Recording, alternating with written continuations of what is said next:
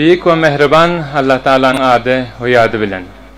Ve icazı rehber-i ekseriyeti vatan dost, Mr. General Rahmetullahi Nabir ve cavan-ı tarihsaz muhterem Abdülmecid Settari, برادران و خواهران، یک چند قطعه شعر در زبان ترکمنی خودم به اجازه شما.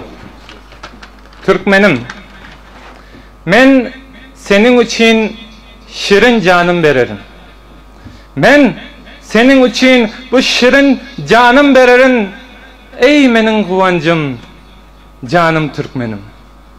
Hem de sana bu tamam cihanım veririm. Sensin menin barlığım. Kanım Türkmenim. Sen bolmasan men hem yok. Sen bolmasan men hem yok. Yok men cihanda senin için yaşayan o yan bu yanda başkalar gezseler bugün keyhanda sensin menin mavi asmanım Türkmenim. Muni bilmeyenden feryat edermen.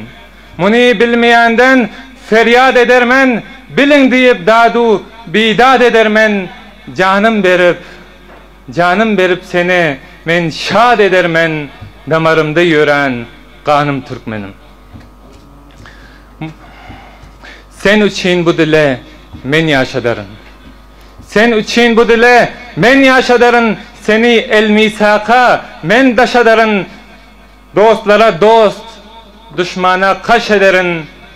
Bu istanç hem de kuvancın kâne Türkmenim. Bu deydigim menin ayrımcılık değil. Bu deydigim menin ayrımcılık değil.